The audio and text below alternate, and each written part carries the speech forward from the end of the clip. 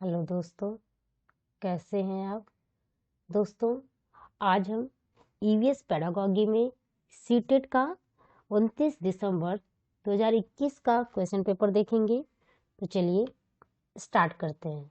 हमारा पहला प्रश्न है, कक्षा 3 में हमारा भोजन नामक अध्याय को पढ़ाते समय शिक्षक जोसेफ विद्यार्थियों से आपस में चर्चा करने को कहते हैं कि उन्होंने कल क्या खाया था।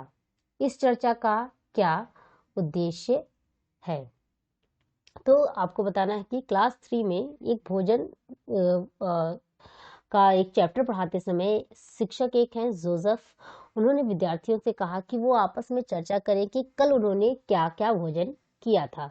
तो इस चर्चा का के पीछे उनका क्या उद्देश्य है ये आपको बताना है। पहला ऑप्शन है हमारा अपने साथियों से साझा करना कि उन्होंने क्या खाया।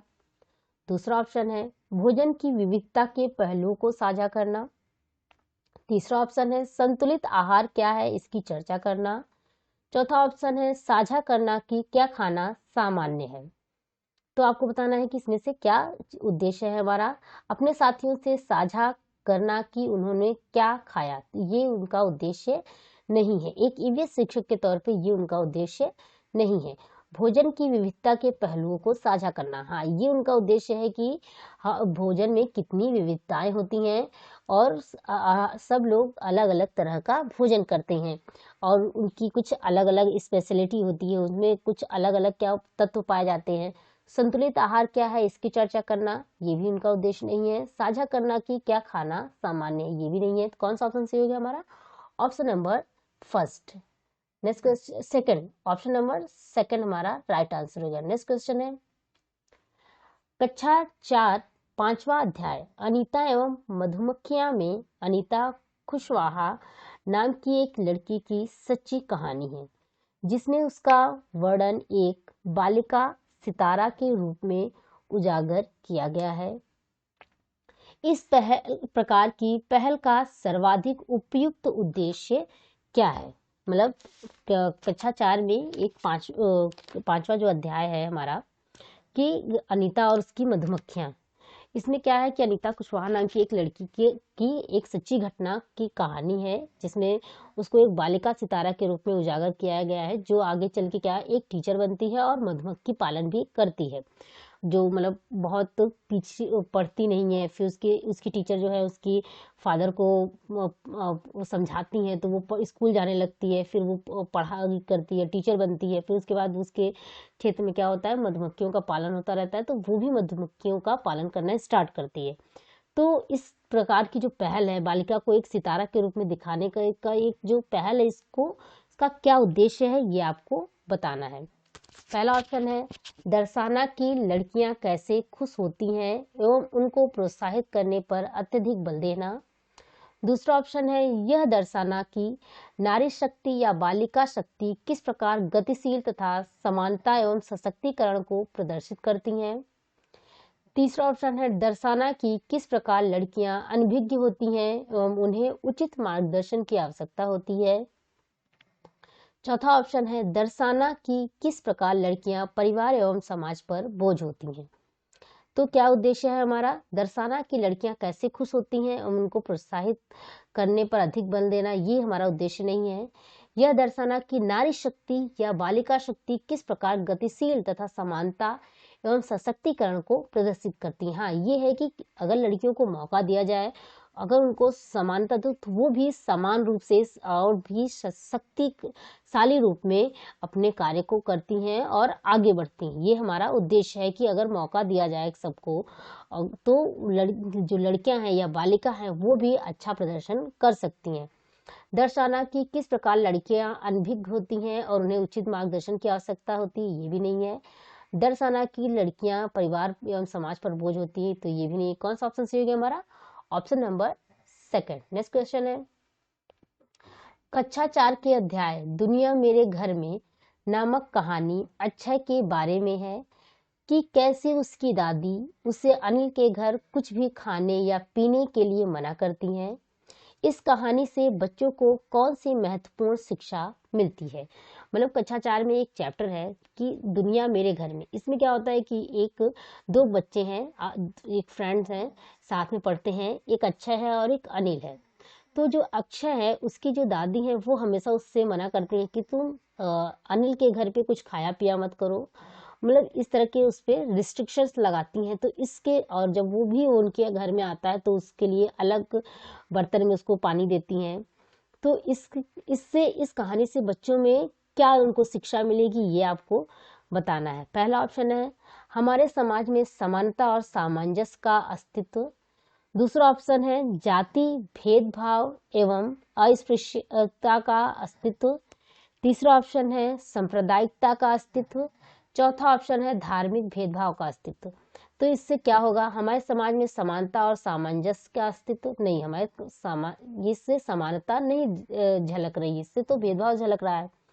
जातीय भेदभाव एवं अस्पृश्यता का अस्तित्व, हाँ जातीय भेदभाव है और छुआछूत, क्योंकि जिस ग्लास में वो पानी पीता वो अलग ग्लास है, तो सामाजिक जातीय भेदभाव दिखा रहा है और ये अस्पृश्यता को दिखा रहा है, अनटचेबिलिटी को दिखा रहा है।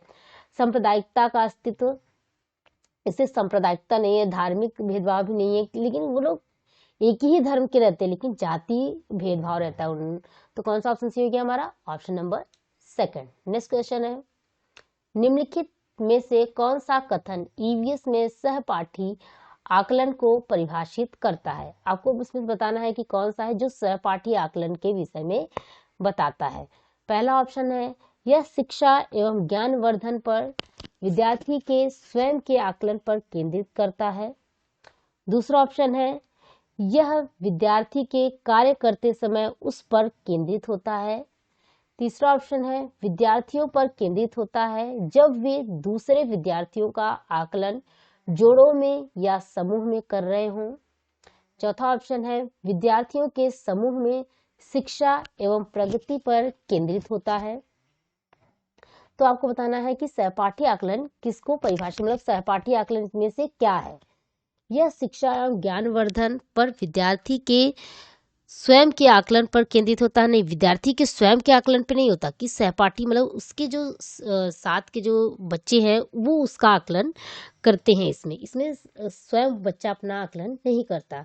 यह विद्यार्थी के कार्य करते समय उस पर केंद्रित होता है। नहीं, सिर्फ कार्य करते समय ही नहीं, विद्यार्थी का हमेशा जब भी वो आपके साथ होते हैं, हमेशा खेलते समय या कोई एक्टिविटी करते समय, तो तब वो आकलन करते हैं। विद्यार्थियों पर केंद्रित होता है, मतलब हर विद्यार्थी पर ये केंद्रित होता है जब वो दूसरे विद्यार्थी, मतलब एक विद्यार्थी दूसरे विद्यार्थियों का आकलन जोड़ों में या समूह में कर रहे होते हैं। हाँ, ये क्या करते हैं कि जब भी या तो ग्रुप में करते हैं या जोड़ों में होता है, जैसे हम आपका करें आप हमारा करें, या तो एक ग्रुप दूसरे ग्रुप का करे, ये सही है।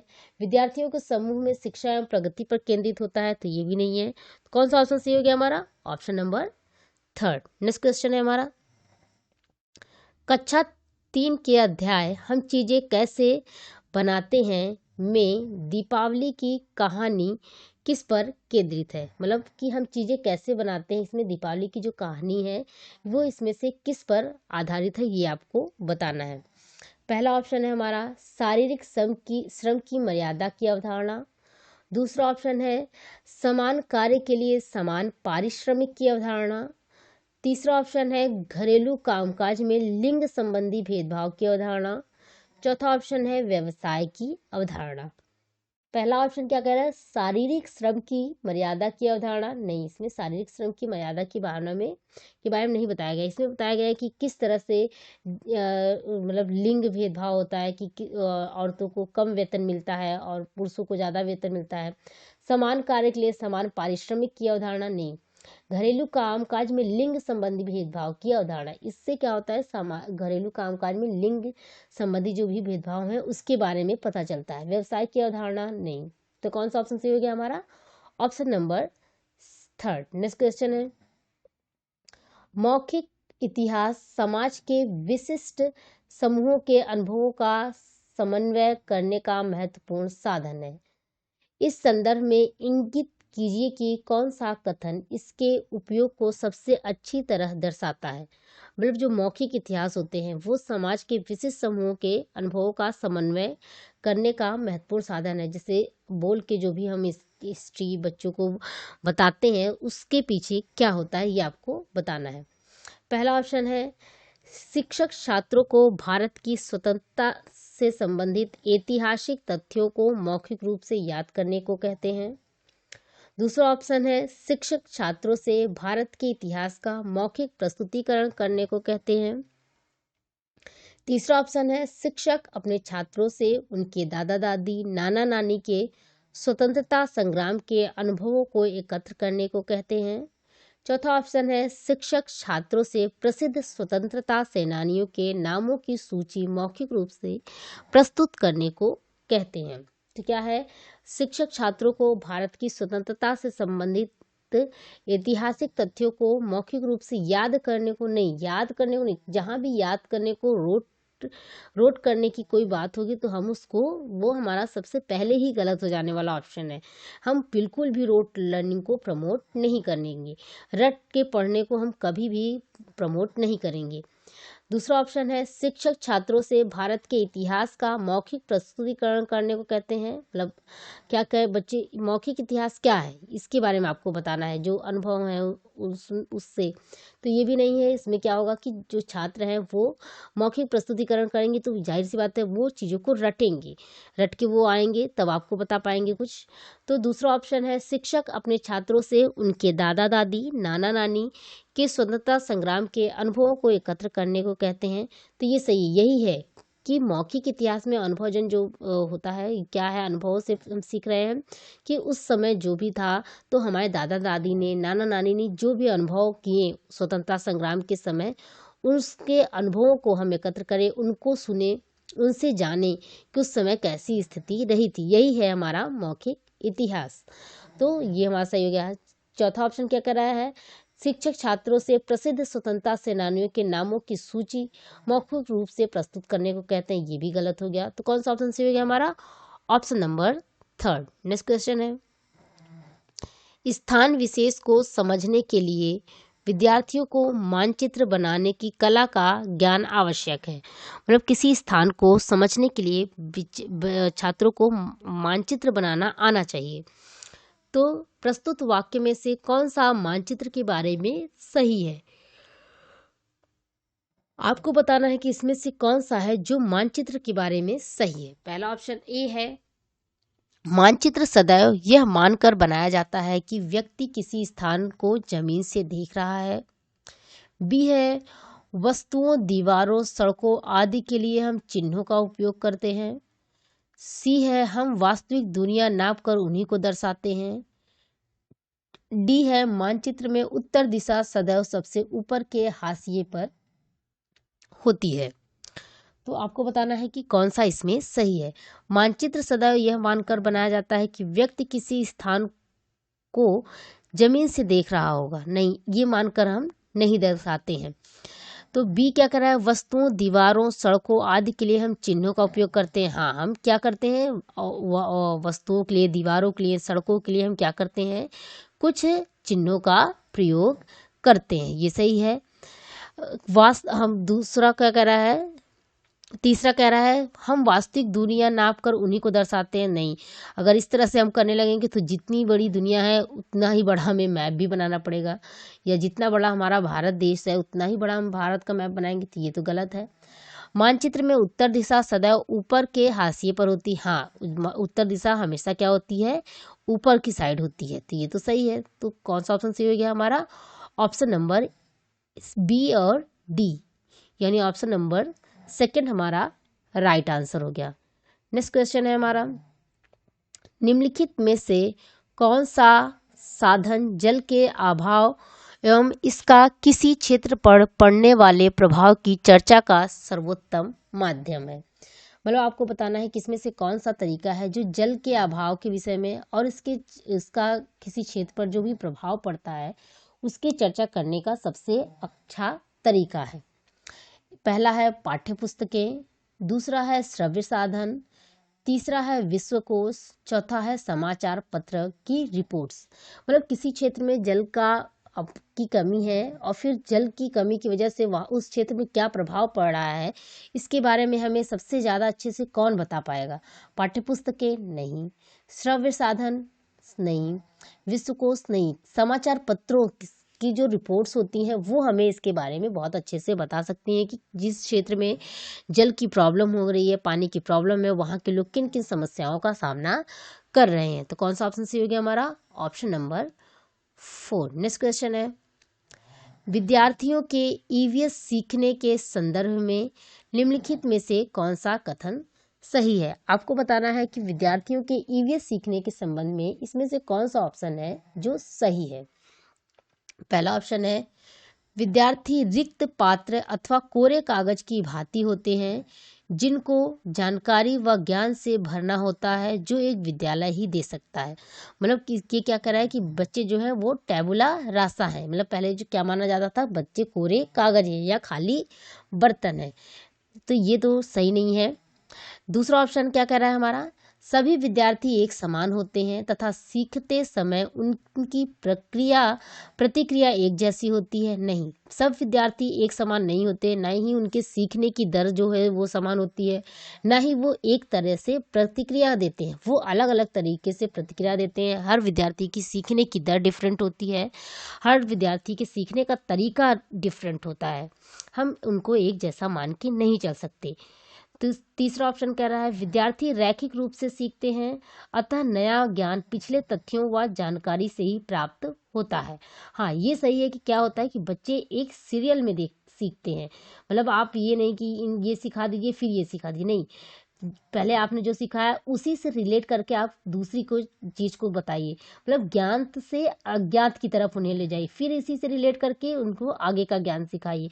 तो ये इस तरह से बच्चे सीख पाते हैं। मतलब रैखीय रूप में वो सीखते हैं, एक सीधी रेखा में, जिग जैग मोशन में वो चीज़ों को नहीं सीखते।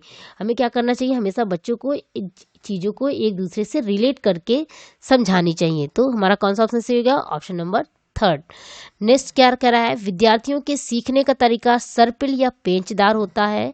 प्रत्येक बच्चा अद्वितीय होता है, वह परिस्थितियों से सीखना व प्रतिक्रिया अपने ढंग से देता है। ये सही है कि प्रत्येक बच्चा क्या होता है, अलग होता है। वो परिस्थितियों से सीखते हैं या प्रतिक्रिया अलग ढंग से देते हैं, लेकिन उनके जो सीखने का तरीका होता है वो सर्पिल व पेचदार नहीं होता, वो एकदम सरल रेखा में होता है। तो ये भी गलत हो गया। तो कौन सा ऑप्शन सही हो गया हमारा? Option number 3। नेक्स्ट क्वेश्चन है, विद्यार्थियों के सीखने का मूल्यांकन करने के लिए फाइल या पोर्टफोलियो एक महत्वपूर्ण उपकरण है। निम्न में से कौन सा वाक्य पोर्टफोलियो को सर्वाधिक उपयुक्त तरीके से परिभाषित करता है? मतलब बच्चों का मूल्यांकन करने का सबसे अच्छा तरीका क्या है, फाइल या पोर्टफोलियो। तो आपको बताना है कि इसमें से क्या है जो पोर्टफोलियो को सही तरीके से बताता है। पोर्टफोलियो क्या होता है कि मतलब किसी विद्यार्थी की या विद्यार्थियों की एक फाइल होती है, जिसमें क्या होता है कि विद्यार्थी की हर एक्टिविटी, हर फेल्योर, हर सक्सेस को हम उसमें नोट करते हैं। जो भी उन्होंने अच्छा किया होता है, जो भी उनकी फेल्योर होती हैं, जो क्या उनकी कमियां हैं, क्या कैसे बच्चे सीखते हैं, सभी जानकारी हम उसमें लिख के रखते हैं। तो ये क्या होता है, ये मूल्यांकन में हमें मदद करता है। तो क्या है, आप उसकी परिभाषा क्या है ये आपको बताना है। पहला ऑप्शन है हमारा, विद्यार्थियों के विषय में जानकारी उनके स्वाभाविक परिवेश में एकत्र होता है। इसका आधार पढ़ाने की क्रिया में शिक्षक का अवलोकन हो सकता है। दूसरा ऑप्शन है, इसमें एक निश्चित समय में एकत्र व विश्लेषित किए गए आंकड़े होते हैं। तीसरा ऑप्शन है, व्यवस्थित ढंग से विशेष व्यवहार को अंकित करना जिससे विशिष्ट पहलू पर ध्यान केंद्रित हो सके। चौथा ऑप्शन है हमारा, एक निश्चित समय में विद्यार्थी के कार्यों को एकत्र करना, अधिकतर दिन प्रतिदिन के कार्य या विद्यार्थी के सर्वोत्तम कार्य को चुन लेना। तो आपको बताना है कि पोर्टफोलियो को कौन सबसे ज़्यादा अच्छे से परिभाषित कर रहा है। विद्यार्थियों के विषय में जानकारी उनके स्वाभाविक परिवेश में एकत्र होता है, ये तो होता है। इसका आधार पढ़ाने की क्रिया में शिक्षक का अवलोकन नहीं, शिक्षक का अवलोकन नहीं होता, विद्यार्थी का अवलोकन होता है। तो ये तो गलत हो गया, पहली लाइन तो सही है लेकिन दूसरी लाइन नहीं सही है। दूसरा कह रहा है इसमें एक निश्चित समय में एकत्र व विश्लेषित किए गए आंकड़े होते हैं, नहीं, एक निश्चित समय में नहीं। बच्चा जब भी आप उसको देखें कुछ करते हुए तो हर टाइम का हम उसमें वर्णन लिखकर रखते हैं। तीसरा क्या कह रहा है, व्यवस्थित ढंग से विशेष व्यवहार को अंकित करना जिससे विशिष्ट पहलू पर ध्यान केंद्रित हो, मतलब विशिष्ट पहलू के नहीं, उनके हर पहलू पर हम ध्यान केंद्रित करना चाहते हैं, इसलिए तो हम फाइल बनाते हैं। अगर विशिष्ट पहलू को ही देखना होता तो हम किसी एक चीज़ के बारे में लिखते हैं। एक निश्चित समय में विद्यार्थी के कार्यों को एकत्र करना, मतलब एक क्या कर रहे हैं आप कि या क्लास 3rd में है बच्चा, या तो आप क्या कर रहे हैं एक समय में क्या कर रहे हैं उसके आंकड़ों को इकट्ठा कर रहे हैं। अधिकतर दिन प्रतिदिन के कार्य, मतलब क्या करते हैं हम उनके रोज के जो डेली के कार्य हैं हम उनको कलेक्ट करते हैं। विद्यार्थियों के सर्वोत्तम गुण को हम उसमें लिखते हैं, मतलब कि जो बच्चों का गुण है, जो मतलब कुछ भी होता है सॉरी, जो भी वो कार्य करते हैं उनकी जो डेली रूटीन के जो भी वो अच्छा करते हैं, जो भी यूनिक करते हैं कुछ, या जो भी उनकी कमियां हैं हम उनको क्या करते हैं नोट करके रखते हैं। तो कौन सा ऑप्शन सही हो गया हमारा, ऑप्शन नंबर 4। नेक्स्ट क्वेश्चन है हमारा, कक्षा में विरोध की परिस्थिति अक्सर उजागर होती है जब कोई छात्र किसी सामाजिक सांस्कृतिक विषय पर चर्चा प्रारंभ करता है, तब एक शिक्षक के रूप में आपकी क्या प्रतिक्रिया होगी। मतलब अगर जब कोई छात्र कोई सामाजिक सांस्कृतिक विषय पर चर्चा करता है तो अक्सर क्या होता है, विरोध की स्थिति उत्पन्न हो जाती है। तो आप एक शिक्षक के रूप में क्या प्रतिक्रिया देंगे ये आपको बताना है।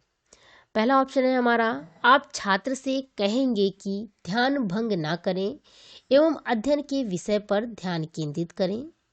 दूसरा ऑप्शन है, छात्र से कहेंगे कि वह कक्षा के उपरांत आपसे इस विषय पर चर्चा करें।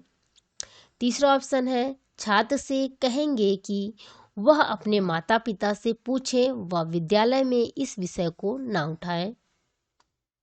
चौथा ऑप्शन है, छात्र से कहेंगे कि अनुभव साझा करें और कक्षा में इस विषय पर संबोधन करें। एक शिक्षक के रूप में आप क्या करेंगे ये आपको बताना है। आप छात्र से कहेंगे कि ध्यान भंग ना करें एवं अध्ययन के विषय पर ध्यान केंद्रित करें। तो ये भी सामाजिक सांस्कृतिक जो विषय है ये भी तो उनके सीखने का एक तरीका है, वो भी मतलब एक विषय ही तो है उनके लिए। तो ये आप नहीं कह सकते। छात्र से कहेंगे कि वह कक्षा के उपरांत आपसे इस विषय पर चर्चा करें, तो जो बाकी के छात्र हैं वो उसके बारे में कैसे जान पाएंगे, ये आपको बच्चों को इस ऐसे नहीं बताना है। छात्र से कहेंगे कि वह अपने माता पिता से पूछें वह विद्यालय में इस विषय को ना उठाएं। आपको ये नहीं अपना पल्ला ये कह के नहीं झाड़ना है कि आप किसी और से पूछ लें, आपको उसको बताना ही है बच्चों को। अगर बच्चा कुछ जानना चाह रहा है तो आपका ये फर्ज है कि आप उसे बताएं।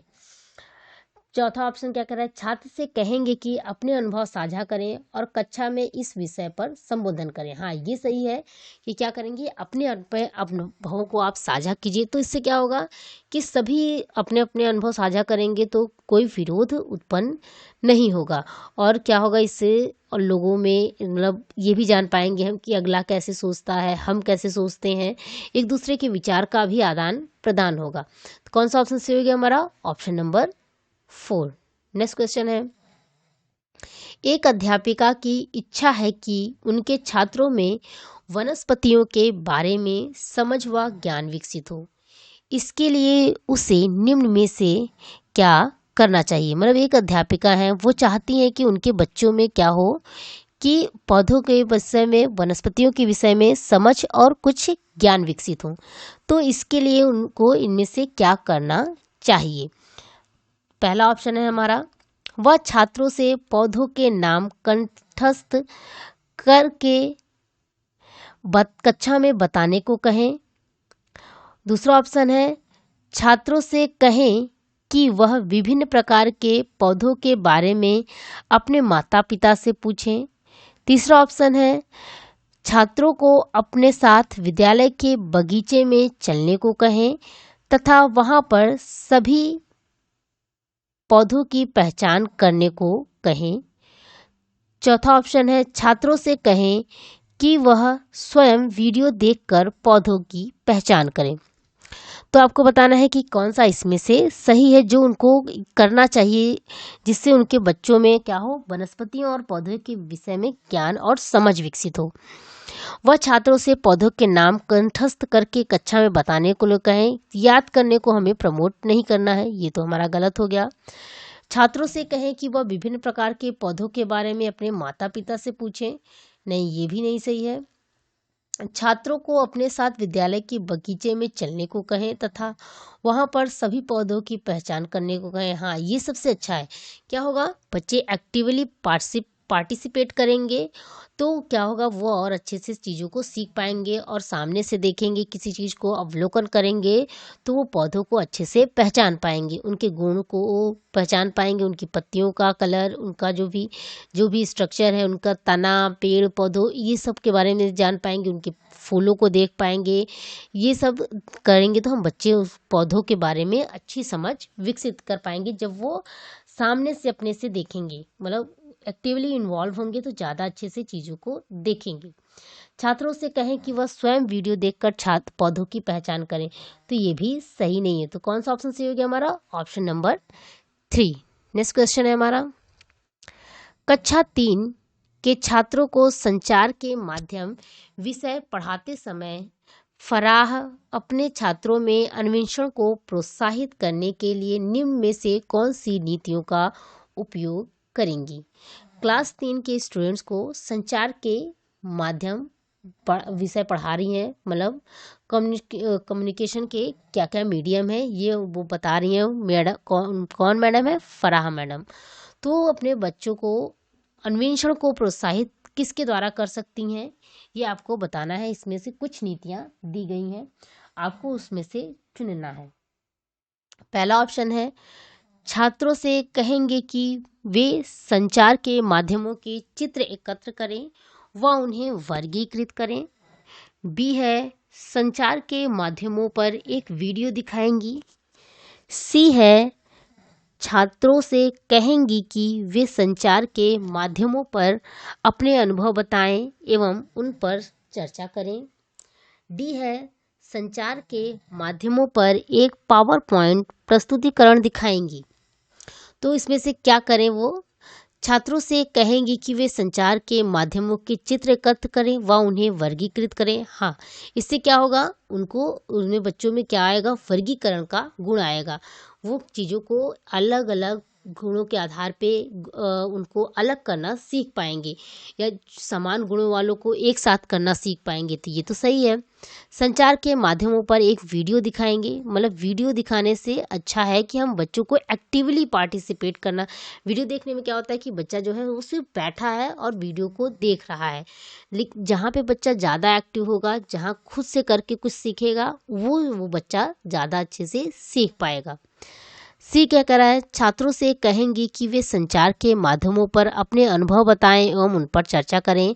हाँ, ये भी सही है कि बच्चे क्या करेंगे, अपने अनुभवों को शेयर करेंगे तो उसमें क्या होगा, चीज़ों को समझने की क्या होगा, समझने का विकास होगा, मतलब चीज़ों को समझ पाएंगे, उस पर चर्चा करेंगे तो वो अपने विचारों का आदान प्रदान कर पाएंगे, दूसरे के विचारों को समझ पाएंगे। तो ये तो सही है। डी क्या कह रहा है, संचार के माध्यमों पर एक पावर पॉइंट प्रस्तुतिकरण दिखाएंगे, मतलब फिर अगेन वही है कि बच्चे निष्क्रिय हो जाएंगे तो जाहिर सी बात है उतने अच्छे तरीके से बच्चे नहीं सीख पाएंगे। तो कौन सा ऑप्शन सही हो गया हमारा, ए और सी, यानी ऑप्शन नंबर 3 हमारा राइट आंसर हो गया।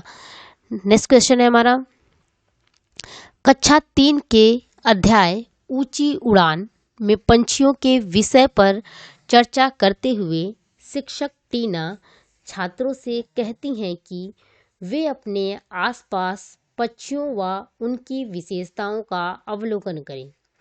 इस क्रियाकलाप का लक्ष्य है, मतलब क्लास टीचर जो है एक टीचर है ईवीएस की जो अपने बच्चों को ऊंची उड़ान के विषय में एक चैप्टर पढ़ा रही हैं जो पक्षियों पर आधारित है। इसके लिए वो क्या कहती हैं कि बच्चों से कहती हैं कि आप अपने आसपास के जो भी पक्षी हैं उनकी विशेषताओं का अवलोकन कीजिए। तो इस क्रिया के द्वारा उनका क्या उद्देश्य है, वो किस लक्ष्य को प्राप्त करना चाहती हैं, ये आपको बताना है। पहला ऑप्शन है छात्रों में पक्षियों से संबंधित जानकारी का आधार विकसित करना। दूसरा ऑप्शन है छात्रों में पक्षियों के बारे में ज्ञान का आधार विकसित करना। तीसरा ऑप्शन है छात्रों में पंछियों के प्रति रुचि विकसित करना। चौथा ऑप्शन है छात्रों में पक्षियों के बारे में वैज्ञानिक समझ विकसित करना।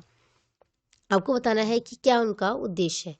पहला क्या कह रहा है, छात्रों में पंछियों से संबंधित जानकारी का आधार विकसित करना। नहीं, जानकारी देना हमारा उद्देश्य कभी नहीं होता कि हम बच्चों को कुछ चीज़ों की जानकारी उनमें सिर्फ दे दें, या ये हमारा उद्देश्य नहीं होता है। छात्रों में पंछियों के बारे में ज्ञान का आधार विकसित करना, ये भी उद्देश्य नहीं है। प्राथमिक स्तर पर बच्चे क्या मतलब वो उनकी आदतों के बारे में, उनकी विशेषताओं के बारे में क्या ज्ञान, वो उनको कोई आधार तो है नहीं वो ज्ञान का। तीसरा कह रहा है छात्रों में पंछियों के प्रति रुचि विकसित करना। हाँ, छात्रों के में क्या, जब बच्चे देखेंगे अपने आसपास के पक्षियों को, उनकी विशेषताओं को देखेंगे, उनका अवलोकन करेंगे, तो क्या होगा, उनमें रुचि विकसित होगी। जब रुचि विकसित होगी तो वो उसके बारे में और जानने को इच्छुक होंगे। तब आपको कुछ करने की ज़रूरत नहीं पड़ेगी, वो खुद से खोज करके चीज़ों को खुद खोज करेंगे, खुद इन्वॉल्व होकर चीज़ों को सीखेंगे। तो उनका यही उद्देश्य है कि छात्रों में क्या हो, पंछियों के प्रति रुचि विकसित हो जाए। तो कौन सा ऑप्शन सही हो गया हमारा, ऑप्शन नंबर 3। छात्रों में पंछियों के बारे में वैज्ञानिक समझ। तो अभी बच्चे बहुत छोटे हैं, क्लास 3 के बच्चे से आप ये उम्मीद नहीं कर सकती कि वो पंछियों के बारे में वैज्ञानिक समझ को विकसित कर सके। तो कौन सा ऑप्शन सही हो गया हमारा, ऑप्शन नंबर 3। नेक्स्ट क्वेश्चन है हमारा, सीमा एक ईवीएस अध्यापिका छात्रों को अपने आसपास की वस्तुओं को संग्रहित करने के लिए कहती हैं। उन वस्तुओं जैसे धातु का पेन, स्टील की चम्मच, प्लास्टिक की चम्मच आदि को पानी की बाल्टी में डालकर देखें कि वे तैरती हैं अथवा डूबती हैं। छात्रों से पूछा कि स्टील की चम्मच क्यों डूबी और प्लास्टिक की चम्मच क्यों तैरती रही।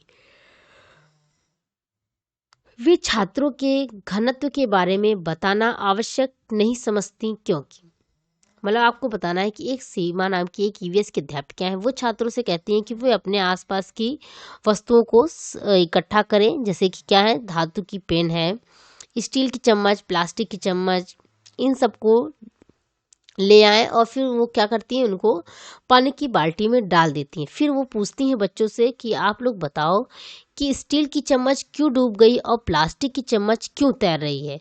इसके पीछे उनका क्या उद्देश्य है, ये आपको बताना है।